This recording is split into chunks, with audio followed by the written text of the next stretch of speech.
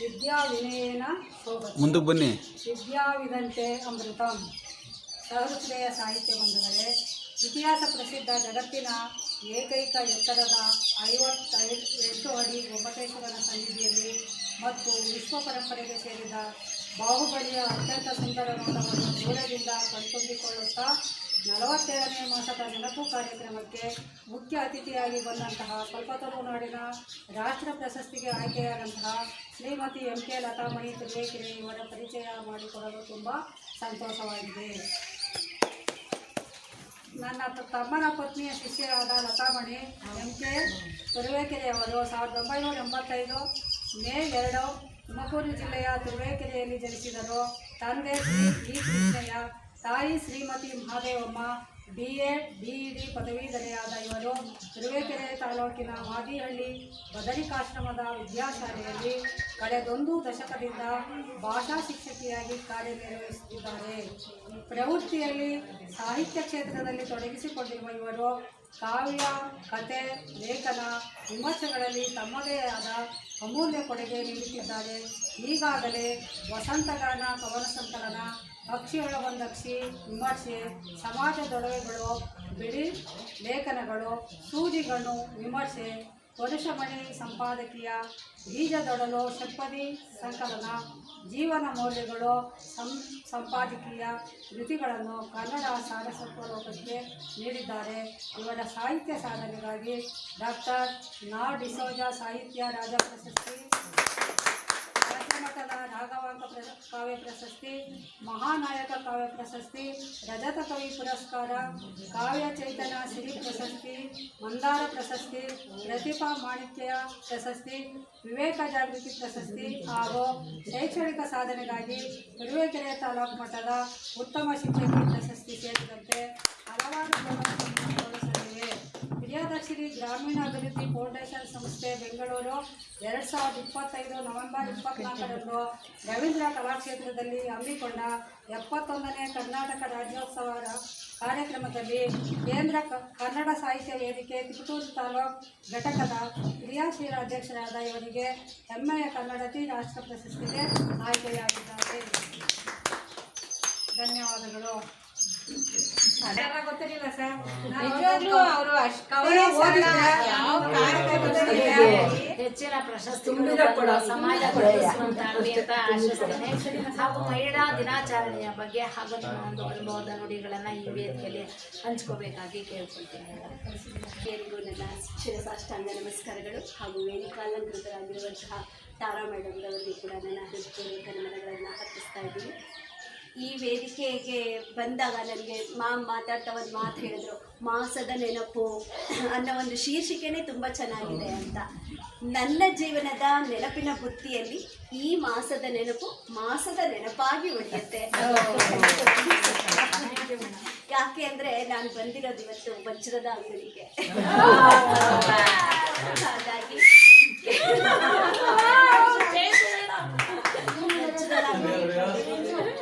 ಸಾಕಷ್ಟು ಆರ್ಟಿಫಿಷಿಯಲ್ ಅಂಗಡಿಗಳಿಗೆ ಹೋಗಿದ್ದೆ, ಬಂಗಾರದ ಅಂಗಡಿಗಳಿಗೂ ಹೋಗಿದ್ದೆ.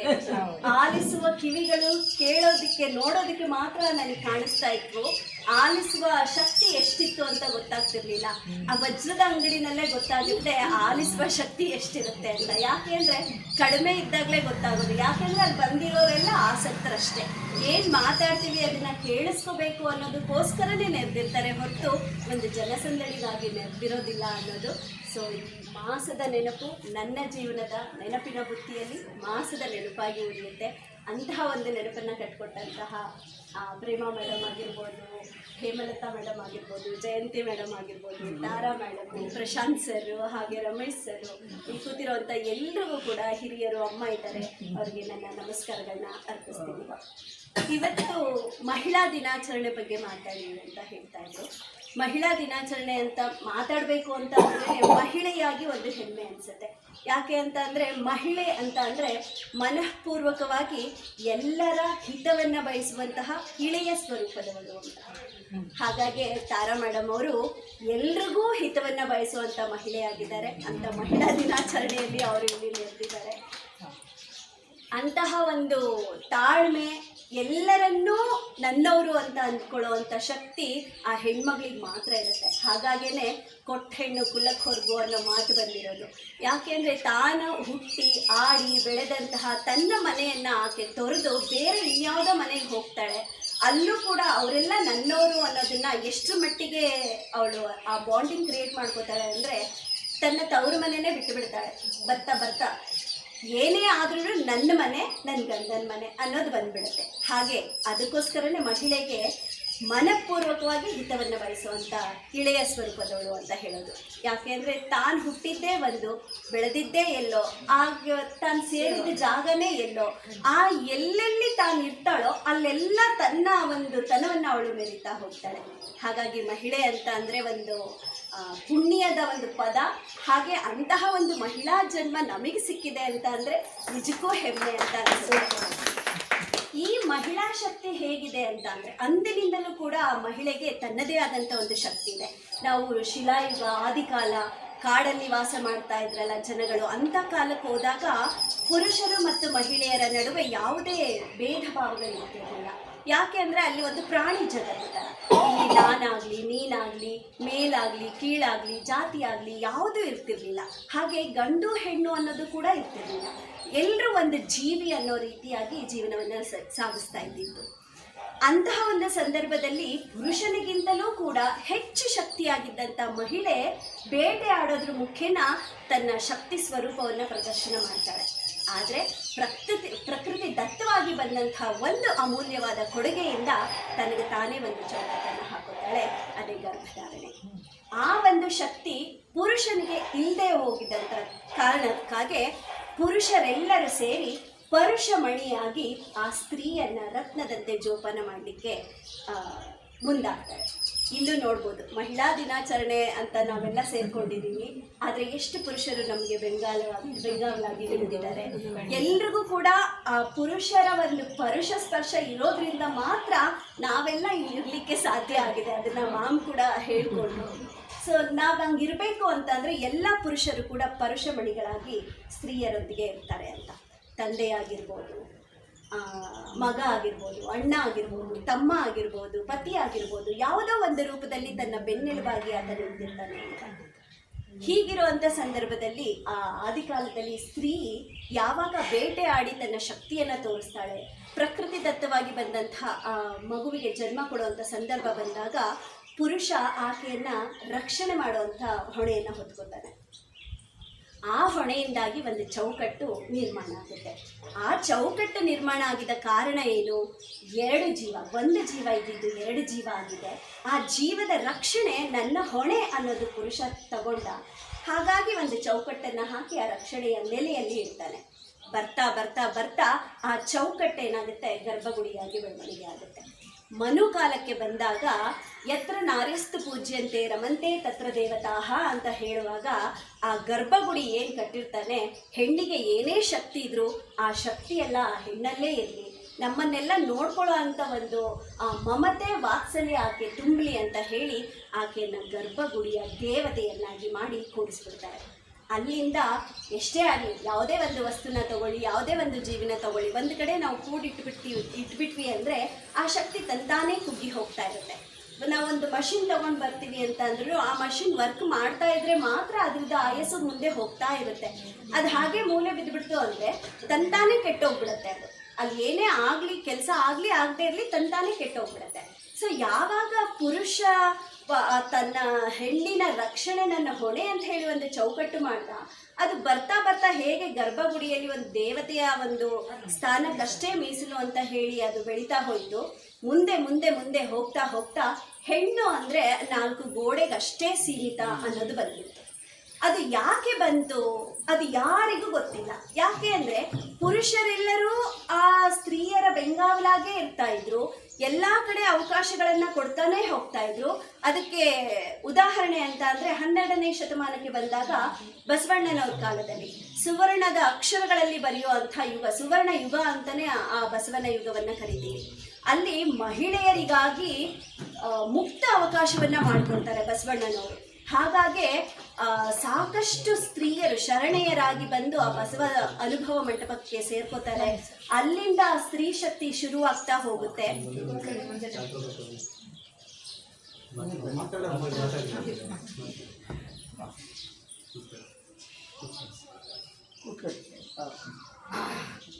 ಸ್ತ್ರೀ ಶಕ್ತಿ ಮುಂದುವರಿತಾ ಹೋಗುತ್ತೆ.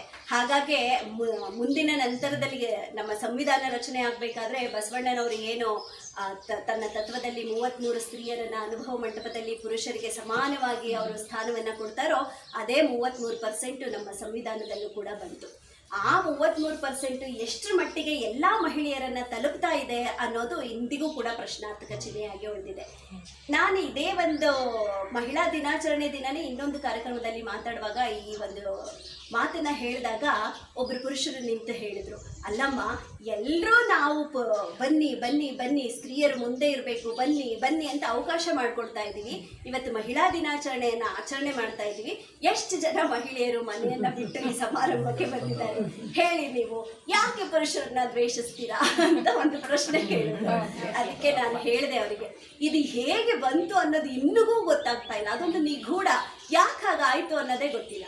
ನಾವೆಲ್ಲ ಚರ್ಚೆ ಮಾಡ್ತಾ ಇರ್ತೀವಿ, ಪುರುಷರು ಏನು ಪುರುಷ ಪ್ರಧಾನ ಸಮಾಜ ಅಂತ ಬಂದ್ಬಿಡ್ತು, ಹಾಗಾಗಿ ಹೆಣ್ಮಕ್ಳನ್ನೆಲ್ಲ ಕೆಳಗೆ ಹಾಕಿದ್ರು ಅಂತ. ಅದಲ್ಲ, ನಿಜವಾದ ಕಾರಣ ಅದಲ್ಲ.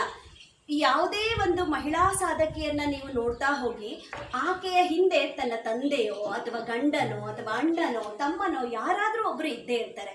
ಅದಕ್ಕೆಲ್ಲ ಒಂದು ಮುಖ್ಯವಾದಂಥ ನಿದರ್ಶನ ಅಂತ ಅಂದರೆ ಸಾವಿತ್ರಿಬಾಯಿ ಫುಲೆ ಅವರು. ಆಕೆ ಏನು ತನ್ನ ಬಾಲ್ಯದಲ್ಲಿ ಹೆಣ್ಣಿಗೆ ಏನು ಆ ಚೌಕಟ್ಟಿತ್ತು, ತನ್ನ ತಂದೆ ತಾಯಿಯಿಂದ ಆಕೆಗೆ ಸಿಗ್ಲಿಲ್ಲ, ಆ ವಿದ್ಯೆ ಅನ್ನೋದು ಸಿಗ್ಲಿಲ್ಲ. ತಾನು ಒಂದು ಹೆಣ್ಣು ಕೋಣೆ ಒಳಗೆ ಇರಬೇಕು ಅನ್ನೋದಷ್ಟೇ ಬಂದಿತ್ತು. ಆದರೆ ತನ್ನ ಪತಿಯ ಸಹಾಯದಿಂದ ಜ್ಯೋತಿಬಾ ಫುಲೆ ಅವರು ಏನು ಮಾಡಿದ್ರು, ಈ ಹೆಣ್ಣು ಮಕ್ಕಳಿಗೆಲ್ಲ ಯಾಕೆ ಹೀಗೆ ಚೌಕಟ್ಟನ್ನು ನಿರ್ಮಿಸಿದ್ದಾರೆ, ಈ ಚೌಕಟ್ಟಿಂದ ಹೊರಬರಬೇಕು, ಸ್ತ್ರೀಯಲ್ಲಿರುವಂತಹ ಶಕ್ತಿ ಸಮಾಜಕ್ಕೆ ಗೊತ್ತಾಗಬೇಕು, ಪುರುಷನಿಂದ ಆಗದೇ ಇರುವಂಥ ಕೆಲಸಗಳನ್ನೂ ಕೂಡ ಆಕೆ ಮಾಡ್ತಾಳೆ ಅನ್ನೋದು ಎಲ್ರಿಗೂ ಗೊತ್ತಾಗಬೇಕು ಅಂತ ಹೇಳಿ ತನ್ನ ಅಕ್ಷರ ಜ್ಞಾನವನ್ನು ತನ್ನ ಹೆಂಡತಿಗೆ ತುಂಬುತ್ತಾನೆ. ಅವರೇ ತುಂಬಿದಂತಹ ಅಕ್ಷರ ಜ್ಞಾನವನ್ನು ತುಂಬಿಸ್ಕೊಂಡಂಥ ಸಾವಿತ್ರಿಬಾಯಿ ಫುಲೆ, ನಾನೊಬ್ಬಳೇ ಕಲಿತ್ರೆ ಸಾಧ್ಯ ಆಗಲ್ಲ ಸಮಾಜದ ಉದ್ಧಾರ, ನನ್ನಂತೆ ಎಲ್ಲ ಹೆಣ್ಮಕ್ಳು ಕಲಿಬೇಕು ಅಂತ ಹೇಳಿ ಹೊರಗಡೆ ಪಾದವನ್ನು ಇಡ್ತಾಳೆ. ಆ ಒಂದು ದಿಟ್ಟತನ ತನ್ನ ಪತಿ ತನ್ನೊಂದಿಗೆ ಇದ್ದ ಅನ್ನೋ ಒಂದು ಕಾರಣಕ್ಕೆ ಬಂತು ಹೊರತು ಇಲ್ಲಿ ಎಲ್ಲಿ ತುಳಿತಾ ಇದ್ರು ಅನ್ನೋದು ಇಂದಿಗೂ ಕೂಡ ಗೊತ್ತಾಗ್ತಾ ಇಲ್ಲ. ಯಾಕೆ ಆ ರೀತಿಯಂತ ಒಂದು ಪುರುಷ ದ್ವೇಷದಂತಹ ಮನಸ್ಸುಗಳನ್ನ ಹೆಣ್ಣು ಮಕ್ಕಳಲ್ಲಿ ಬಿತ್ತಿದ್ರು, ಅದೊಂದು ಇನ್ನೂ ನಿಗೂಢವಾದಂಥ ಪ್ರಶ್ನೆ. ಎಲ್ಲ ಕಡೆನೂ ಅಷ್ಟೇ, ಹೆಣ್ಣಿಗೆ ಒಂದು ಗಂಡು ಬೆಂಗಾವಲಾಗಿ ಇದ್ರೂ ಸಹ ಎಲ್ಲೋ ಒಂದು ಕಡೆ ಒಂದು ಸ್ತ್ರೀ ಸಮಾಜ ಅಂತ ಬಂದಾಗ ಪುರುಷರ ಒಂದು ದಬ್ಬಾಳಿಕೆಯಿಂದ ಹೀಗೆಲ್ಲ ಹೋಗ್ತಾ ಇದೆ. ಸ್ತ್ರೀಯರು ಹೀಗೆ ಏನೇ ಸಾಧನೆ ಮಾಡಲಿಕ್ಕೂ ಸಾಧ್ಯ ಆಗ್ತಾ ಇಲ್ಲ, ಅಡೆತಡೆಗಳಾಗ್ತಿದೆ. ಈ ಒಂದು ಧೋರಣೆ ಈಗಲೂ ಕೂಡ ಮುಂದುವರಿತಾನೇ ಇದೆ. ಹೆಣ್ಣು ಅಂತರಿಕ್ಷಕ್ಕೆ ಹೋಗಿ ಬಂದರೂ ಕೂಡ ಆ ಒಂದು ಪ್ರಶ್ನೆ ಇನ್ನೂ ಕಾಡ್ತಾ ಇದೆ. ಅಂದರೆ ನಾವು ಯಾವ ದಿಟ್ಟಿನಲ್ಲಿ ಯೋಚನೆ ಮಾಡ್ತಾ ಇದ್ದೀವಿ ಅನ್ನೋದನ್ನು ನಮಗೆ ನಾವು ಪ್ರಶ್ನೆ ಮಾಡ್ಕೋಬೇಕಾಗುತ್ತೆ. ಇಲ್ಲಿ ಗಂಡು ಹೆಣ್ಣು ಅನ್ನೋ ಅಂಥ ಒಂದು ಲಿಂಗ ತಾರತಮ್ಯವನ್ನು ಬಿಟ್ಟು ಜೀವಿಗಳಾಗಿ ನಾವು ಬಾಳಬೇಕು. ಆಗ ಮಾತ್ರ ಯಾವುದೇ ದ್ವೇಷ ಆಗಲಿ, ಅಸೂಯೆ ಆಗಲಿ, ಹೊಟ್ಟೆ ಕಿಚ್ಚಾಗಲಿ ಇರೋದಿಲ್ಲ. ಹೆಣ್ಣಾಗೆ ಆಕೆ ಅಷ್ಟು ಸಾಧನೆ ಮಾಡಿದ್ಲ, ನಾನೇನು ಕಡಿಮೆ ಅಂತ ಗಂಡಿನ ಮನದಲ್ಲಿ ಬರಬಾರ್ದು. ಗಂಡಿನ ಅಪ್ಪಣೆಯೇ ನನಗೆ ಬೇಕಾ, ನಾನೇ ಸಾಧನೆ ಮಾಡೋಕ್ಕಾಗಲ್ವಾ ಅನ್ನೋ ಅಂಥ ಮನಸ್ಥಿತಿ ಹೆಣ್ಣಿಗೂ ಇರಬಾರ್ದು. ಯಾವಾಗ ಎರಡೂ ಕಾಲುಗಳು ಜೊತೆಯಾಗಿ ನಡೆಯೋಕ್ಕೆ ಶುರು ಮಾಡುತ್ತೋ ಆಗ ಬದುಕಿನ ಹಾದಿ ಸರಾಗವಾಗಿ ಸಾಗುತ್ತೆ. ಅಂತಹ ಹಾದಿಯಲ್ಲಿ ಸಾಗುವಂತಹ ಮನಸ್ಥಿತಿ ಗಂಡಿಗೂ ಬೇಕು, ಹೆಣ್ಣಿಗೂ ಬೇಕು. ಇಂತಹ ಒಂದು ಗಂಡು ಹೆಣ್ಣಿನ ಭೇದವನ್ನು ತಡೆದು ಹಾಕಿ ಮಹಿಳೆಯರ ದಿನಾಚರಣೆಯನ್ನು ಮಾತ್ರ ನಾವು ಮಾಡ್ತಾ ಇದ್ದೀವಿ, ಮಹಿಳೆಯರಿಗೋಸ್ಕರನೇ ಒಂದು ದಿನವನ್ನು ಮೀಸಲಿಟ್ಟಿದ್ದೀವಿ ಅನ್ನೋದಕ್ಕೆ ಒಂದು ಕಾರಣ ಕೂಡ ಓರ್ವ ಮಹಿಳೆ. ಅಂತಾರಾಷ್ಟ್ರೀಯ ಸೋಷಿಯಲಿಸ್ಟ್ ಮಹಾಸಮ್ಮೇಳನ ನಡೆಯುತ್ತೆ ಡೆನ್ಮಾರ್ಕಲ್ಲಿ 1910ರಲ್ಲಿ. ಅಂಥ ಸಂದರ್ಭದಲ್ಲಿ ಅಂತಾರಾಷ್ಟ್ರೀಯ ಮಹಿಳಾ ಸೆಕ್ರೆಟರಿಯೇಟ್ನ ಅಧ್ಯಕ್ಷೆಯಾಗಿದ್ದಂತಹ ಕ್ಲಾರಾ ಜಟ್ಕಿನ್ ಅವರು ಆ ಸಮಾವೇಶದ ಅಧ್ಯಕ್ಷೆಯಾಗಿ ಬರ್ತಾರೆ. ಆ ಸಮಾವೇಶಕ್ಕೆ ಭಾಗವಹಿಸ್ತಾರೆ. ಅಲ್ಲಿ 2 ಚರ್ಚೆಗಳನ್ನು ಇಡ್ತಾರೆ, 2 ಬೇಡಿಕೆಗಳನ್ನ ಇಡ್ತಾರೆ. ಆ ಒಂದು ಸಭೆಯಲ್ಲಿ 2 ಬೇಡಿಕೆಯನ್ನು ಇಡ್ತಾರೆ. ಆ 2 ಬೇಡಿಕೆಯಿಂದ ಎಲ್ಲ ಚೌಕಟ್ಟನ್ನು ಕಿತ್ತೊಗೆದು ನನ್ನಲ್ಲೂ ಏನಾದರೂ ಒಂದು ಸಾಧನೆ ಮಾಡಲಿಕ್ಕೆ ಸಾಧ್ಯ ಅಂತ ಹೆಣ್ಣು ಮುಂದುವರಿಲಿಕ್ಕೆ ಆರಂಭ ಮಾಡ್ತಾಳೆ. ಆ 2 ಬೇಡಿಕೆನೇ ಹೆರಿಗೆ ಭತ್ಯೆ ಮತ್ತು ಸಾಮೂಹಿಕ ಮತದಾನ, ಸಾರ್ವತ್ರಿಕ ಮತದಾನ. ಮುಂಚೆ ಎಲ್ಲ ಹೆಣ್ಮಕ್ಳಿಗೆ ಮತದಾನ ಮಾಡುವಂತಹ ಹಕ್ಕು ಇರ್ತಾ ಇರಲಿಲ್ಲ. ಆಕೆ ಒಂದು ಕೋಣೆ ಒಳಗಡೆ ಮಾತ್ರ ಇರಬೇಕು. ರಾಜಕೀಯ ಇರಲಿ, ತನ್ನ ಮನೆಯ ಜವಾಬ್ದಾರಿಯಲ್ಲೇನೆ ಆಕೆ ಮೂಗು ತೂರಿಸೋ ಹಾಗಿರಲಿಲ್ಲ ಅಥವಾ ಸಲಹೆಗಳನ್ನು ಕೊಡೋ ಹಾಗಿರಲಿಲ್ಲ. ಪುರುಷರು ಏನು ಹೇಳ್ತಾರೆ ಅದನ್ನು ಹೊಂದ್ಕೊಂಡು ಹೋಗ್ತಾ ಇದ್ದಂಥ ಒಂದು ಕಾಲ ಇತ್ತು. ಸೊ ಯಾವಾಗ ಕ್ಲಾರಾ ಜಟ್ಕಿನವರು ಈ ಒಂದು ಧ್ವನಿಯನ್ನು ಎತ್ತುತ್ತಾರೆ, ಮಹಿಳೆಯರಿಗೂ ಕೂಡ ಮತದಾನದ ಹಕ್ಕನ್ನು ಕೊಡಿ, ಹಾಗೆ ಆಕೆಗೆ ದೇವರು ಕೊಟ್ಟಂಥ ಪ್ರಕೃತಿದತ್ತವಾಗಿ ಬಂದಿರೋವಂಥ ಆ ಗರ್ಭಧಾರಣೆ ಅಂತ ಸಂದರ್ಭದಲ್ಲಿ ಆಕೆ ಏನೋ ಜೀವನ ಮಾಡಲಿಕ್ಕೆ ಕೆಲಸಗಳಿಗೆ ಹೋಗ್ತಿದ್ದಾಳೆ. ಆ ಕೆಲಸಗಳಲ್ಲಿ ಸಂಬಳ ಕಟ್ ಮಾಡೋದಾಗಲಿ ಅಥವಾ ಆಕೆಗೆ ರಜಾ ಅಂತ ಆಕೆ ಮನೇನ ಕಳಿಸ್ಬಿಟ್ಟು ಆಕೆಗೆ ಊಟ ತಿಂಡಿ ವ್ಯವಸ್ಥೆ ಏನೂ ಇಲ್ಲದೆ ಇರೋ ಥರ ಮಾಡೋದು ಬೇಡ. ಆಕೆ ಯಾಕೆ ರಜೆಯನ್ನು ತಗೋತಿದ್ದಾಳೆ ಅಂದರೆ ಇನ್ನೊಂದು ಜೀವವನ್ನು ಆಕೆ ಲಾಲನೆ ಪಾಲನೆ ಆರೈಕೆ ಮಾಡಬೇಕಾಗಿದೆ. ಹಾಗಾಗಿ ಹೆರಿಗೆ ಭತ್ಯೆಯನ್ನು ಮಾಡಿಕೊಡಿ ಅಂತ 2 ಬೇಡಿಕೆಗಳನ್ನ ಇಡ್ತಾರೆ.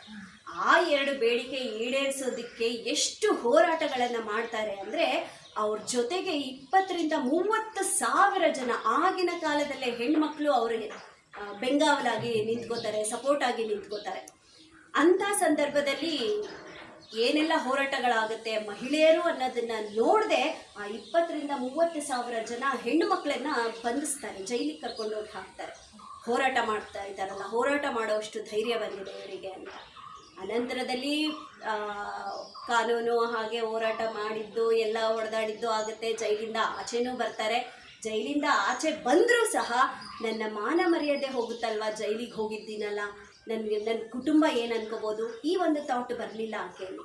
ನಾನು ಯಾಕೆ ಹೋರಾಟ ಮಾಡ್ತಿದ್ದೀನಿ, ನನ್ನ ಗುರಿ ಏನು, ನನ್ನ ಗುರಿ ಹಿಂದಿನ ಚೌಕಟ್ಟೇನಿದೆ, ಅದರಿಂದ ಯಾರಿಗಾದರೂ ಅನ್ಯಾಯ ಆಗ್ತಿದೆಯಾ? ಇಲ್ಲ.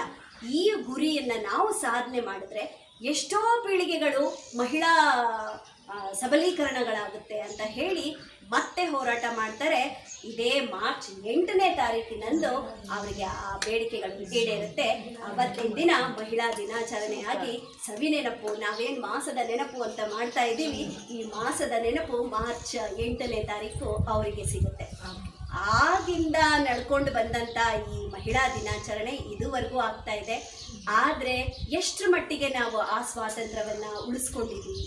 ಇತ್ತೀಚೆಗೆ ನೋಡ್ಬೋದು, ನಾವು ಕೇವಲ ಪುರುಷರನ್ನಷ್ಟೇ ದೂಷಣೆ ಮಾಡೋದಲ್ಲ, ನಾವು ಸ್ತ್ರೀಯರಾಗಿ ನಾವು ಯಾವ ದಿಕ್ಕಿನತ್ತ ನಾವು ಸಾಗ್ತಾ ಇದ್ದೀವಿ ಅದನ್ನು ಕೂಡ ನೋಡಬೇಕಾಗುತ್ತೆ. ಮೊನ್ನೆ ಹೊಸ ವರ್ಷ ಆಚರಣೆ ಮಾಡಿದ್ವಿ ನಾವು. ಟಿ ವಿಲಿ ನ್ಯೂಸ್ ಚಾನೆಲ್ ಆನ್ ಮಾಡಿದ್ರೆ ಸಾಕು, ಎಲ್ಲೋಯ್ತು ನಮ್ಮ ಸಂಸ್ಕೃತಿ, ಎಲ್ಲೋಯ್ತು ನಮ್ಮ ಸಂಸ್ಕೃತಿ, ಭಾರತೀಯ ನಾರಿ ನೀ ಬಿಟ್ಟೆ ಸಂಪ್ರದಾಯದ ದಾರಿ, ಬರೀ ಇದೇ ರೀತಿ ಯಾಕೆ ಬರ್ತಾ ಇದೆ? ಎಲ್ಲಿ ಸ್ವಾತಂತ್ರ್ಯವನ್ನ ನಾವು ದುರ್ಬಳಕೆ ಮಾಡ್ಕೊಂಡ್ವಿ ಅಥವಾ ಯಾವ ರೀತಿ ಸದ್ಬಳಕೆ ಮಾಡ್ಕೋಬೇಕಿತ್ತು, ಇದನ್ನ ಸ್ತ್ರೀ ಆದವಳು ಕೂಡ ನೋಡ್ಬೇಕಾಗುತ್ತೆ. ಇದಕ್ಕೊಂದು ಕತೆ ನೆನಪಾಗುತ್ತೆ ನನಗೆ. ಒಂದು ಸಮಾರಂಭ, ಹೀಗೆ ಸಮಾರಂಭ ನಡೆದಿರುತ್ತೆ. ಸಮಾರಂಭಕ್ಕೆ ಓರ್ವ ವೃದ್ಧರು ಮತ್ತು ಓರ್ವ ಯುವಕ ಹೋಗಿರ್ತಾರೆ. ಹೋದಂಥ ಸಂದರ್ಭದಲ್ಲಿ ಅಲ್ಲಿ ಎಲ್ರಿಗೂ ಗಿಡಗಳನ್ನು ಉಡುಗೊರೆಯಾಗಿ ಕೊಡುವಂಥ ಒಂದು ಸಂಪ್ರದಾಯ ಇರುತ್ತೆ. ವೃದ್ಧರಿಗೊಂದು ಗಿಡ ಕೊಡ್ತಾರೆ, ಆ ಯುವಕನಿಗೂ ಒಂದು ಗಿಡ ಕೊಡ್ತಾರೆ. ಇಬ್ಬರು ಅಕ್ಕಪಕ್ಕದ ಮನೆಯವರು. ಇಬ್ಬರು ಮಾತಾಡ್ಕೊಂಡು ಹೋಗ್ತಾರೆ. ನೋಡೋ ನನ್ನ ಗಿಡ ಎಷ್ಟು ಚೆನ್ನಾಗಿದೆ, ನೋಡು ತಾತ ನನ್ನ ಗಿಡ ಹೇಗಿದೆ, ನಿನ್ಗಿನ್ನ ಹಸಿರಾಗಿದೆ, ನಾನು ಹೆಂಗೆ ಬೆಳೆಸ್ತೀನಿ ನೋಡು ಅಂತ ಹುಡುಗ ತಾತನಿಗೆ ಚಾಲೆಂಜ್ ಮಾಡಿದ್ದು. ತಾತ ಆಯ್ತು ಕಣಪ್ಪ, ಮಾಡು ನೀನು ಬೆಳೆಸು ನಾನು ಬೆಳೆಸ್ತೀನಿ ಅಂತ ಹೇಳಿ ಅವರ ಅಂಗಳದಲ್ಲಿ ಒಂದು ಗುಂಡಿ ತೋಡಿ ಇಬ್ಬರು ಗಿಡಗಳನ್ನ ನೆಡ್ತಾರೆ. ತಾತನೂ ಆ ಗಿಡ ನೆಟ್ಟು ಅದಕ್ಕೆ ಏನು ಆರೈಕೆ ಬೇಕೋ ಮಾಡ್ತಾ ಇರ್ತಾರೆ, ಹುಡುಗನೂ ಗಿಡ ನೆಟ್ಟು ಏನು ಆರೈಕೆ ಬೇಕೋ ಮಾಡ್ತಾ ಇರ್ತಾರೆ. ಹೀಗಿದ್ದಂಥ ಸಂದರ್ಭದಲ್ಲಿ ಆ ಹುಡುಗ ತಾತನ ನೋಡ್ತಾನೆ. ಬರೀ ತಾತ ಒಂದಿಡಿ ಗೊಬ್ಬರ ಹಾಕೋದು, ನೀರು ಹಾಕೋದು, ಅದ್ರ ಪಾಡ್ಗದು ಬೆಳ್ಕೊಳಕ್ಕೆ ಬಿಟ್ಕೊಂಡು ಹೋಗೋದು. ಈ ಹುಡುಗ ಹಾಗಲ್ಲ, ತಾತನ ಚಾಲೆಂಜ್ ಮಾಡಿದ್ದೀನಿ, ಯೂತ್ಸ್ ನಾವು ಹೇಗಿರಬೇಕು, ನಮ್ಮದೇ ಚೆನ್ನಾಗಿ ಬರಬೇಕು ಅಂತ ಹೇಳಿ ಆ ತಾತ ಒಂದಿಡಿ ಹಾಕಿದ್ರೆ ಇವ್ರು 4 ಇಡಿ ಗೊಬ್ಬರ ಹಾಕೋದು, ಒಂದು ಚೊಂಬಿಗೆ ನೀರು ತಂದು ಹೋಗಿದ್ರೆ ಇವ್ರು 4 ಚೊಂಬು ನೀರು ಹಾಕೋದು. ಅದು ಚೆನ್ನಾಗಿ ಬೆಳೀತಾ ಇದೆ. ತಾತಂದು ಅದ್ರ ಪಾಡಿಗೆ ಅದು ಬೆಳೀತಾ ಇದೆ.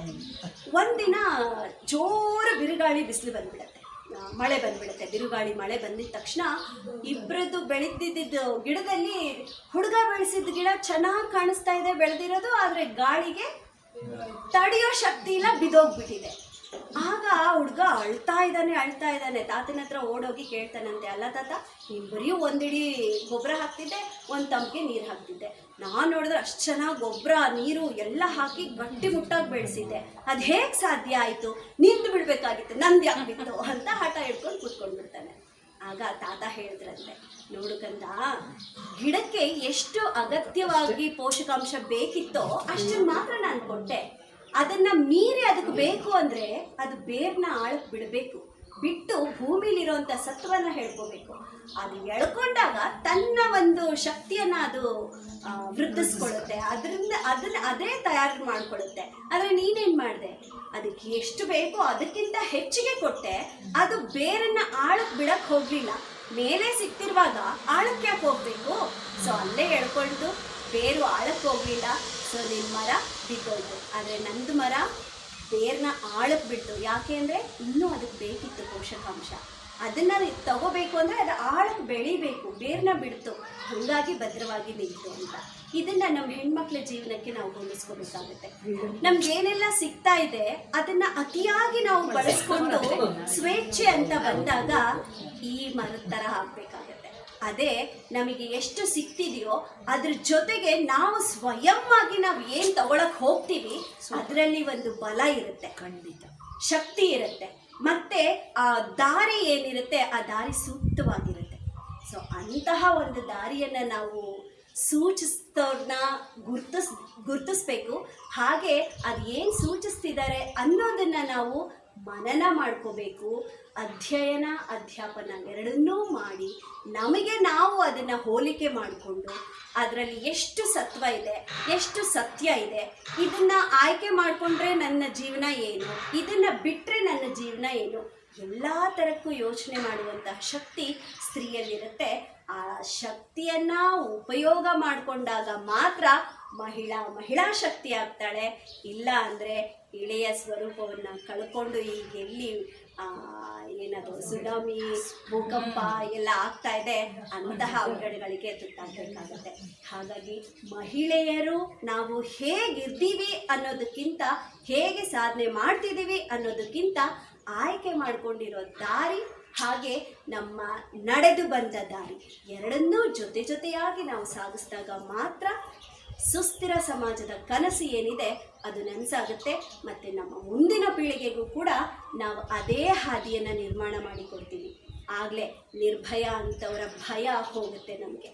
ಹೆಣ್ಣು ಮಕ್ಕಳು ಆಗಲೇ ಮಾಮ್ ಹೇಳ್ತಾ ಇದ್ರು, ನಾನು ಅಷ್ಟೇ ಎಲ್ಲೋ ದೂರ ಹೋಗಿ ಓದಬೇಕು ಅಂದರೆ ಕಷ್ಟ ಆಗ್ತಿತ್ತು. ಹತ್ತಿರ ಇರೋವಂಥ ಚನ್ನರಾಯಪಟ್ಟಣಕ್ಕೆ ಹೋಗೋದೇ ನಮಗೆ ಅಷ್ಟು ಕಷ್ಟ ಆಗ್ತಿತ್ತು. ಹೊರಗಡೆ ಹೋಗಿ ನಾವು ಪ್ರಪಂಚದ ಜ್ಞಾನ ತಿಳ್ಕೊಂಡಿವಿ ಅಂತ. ಈಗಲೂ ಅದೇ ಉದ್ದೇಶನ ಇಟ್ಕೊಂಡು ನಾವೇನಾದರೂ ಆಚೆ ಕಳಿಸಿದ್ರೆ ಎಷ್ಟು ಹೆಣ್ಣು ಮಕ್ಕಳು ಹೊರಗಿಂದ ಆಚೆ ಬರ್ತಿದ್ದಾರೆ, ಹೊರಗೆ ಹೋದವರು ಒಳಗೆ ಎಷ್ಟು ಜನ ಬರ್ತಿದ್ದಾರೆ ಅದನ್ನು ನೋಡಬೇಕಾಗುತ್ತೆ. ಇಲ್ಲಿ ಎಲ್ಲವೂ ಪುರುಷರನ್ನೇ ದೂಷಿಸುವಂಥ ಕಾರಣಗಳಿಲ್ಲ. ಮಹಿಳೆಯರು ತಮ್ಮನ್ನು ತಾವೇ ದೂಷಿಸ್ಕೊಳ್ಳೋ ಅಂಥವೂ ಕೂಡ ಇದ್ದಾರೆ. ಸೊ ಮಹಿಳಾ ದಿನಾಚರಣೆ ಅಂತ ನಾವು ನಮ್ಮನ್ನು ನಾವು ಹೊಗಳೋದಕ್ಕಿಂತ ಮಹಿಳೆಯರ ಬಗ್ಗೆ ಬರ್ತಾ ಇರುವಂಥ ಸಾಲುಗಳೇನಿದೆ ಅದರ ರೂಪುರೇಷೆಗಳನ್ನು ಬದಲಾಯಿಸುವಂಥ ಮನಸ್ಥಿತಿ ಎಲ್ಲ ಮಹಿಳೆಯರಿಗೂ ಬರಬೇಕು. ಆಗ ಮಾತ್ರ ಈ ಮಹಿಳಾ ದಿನಾಚರಣೆಯನ್ನು ಪುರುಷಮಣಿಗಳು ಏನೆಲ್ಲ ಪರುಷಮಣಿಗಳಾಗಿ ಸೆಲೆಬ್ರೇಟ್ ಮಾಡ್ತಿದ್ದಾರೆ ಅವ್ರಿಗೂ ಕೂಡ ಒಂದು ಗೌರವ. ಹೆಣ್ಣನ್ನು ಏನು ದೇವತೆ ಅಂತ ಮಾಡಿ ಮೆರೆಸ್ತಾ ಇದ್ದಾರೆ ಅವ್ರಿಗೂ ಕೂಡ ಒಂದು ಗೌರವ. ಹೆಣ್ಣು ತನ್ನ ತನವನ್ನು ಮರೆಯದೆ ಮೆರೆದಾಗ ಮಾತ್ರ ಮಹಿಳಾ ದಿನಾಚರಣೆಗೆ ಒಂದು ಅರ್ಥ ಅಂತ ಹೇಳ್ತಾ ನನ್ನ ಮಾತನ್ನು ಮುಗಿಸ್ತಾ ಇದ್ದೀನಿ. ಎಲ್ಲ ಹಿರಿಯರಿದ್ದಾರೆ, ಏನಾದರೂ ತಪ್ಪು ಮಾತಾಡಿದರೆ ಪುರುಷರಿಗೆ ಯಾರಿಗಾದರೂ ಏನಾದರೂ ಅನಿಸಿದರೆ ದಯಮಾಡಿ ಕ್ಷಮಿಸಬೇಕು. ಇನ್ನು ನಿಮ್ಮ ಮುಂದೆ ಬೆಳೀತಾ ಇರೋವಂಥ ಕೂಸು, ಸೊ ನಿಮ್ಮ ಆಶೀರ್ವಾದ ಯಾವಾಗಲೂ ನನ್ನ ಮೇಲಿರಲಿ ಅಂತ ಹೇಳ್ತಾ ನನ್ನ ಮಾತನ್ನು ಮುಗಿಸ್ತಾ ಇದ್ದೀನಿ. ಧನ್ಯವಾದ.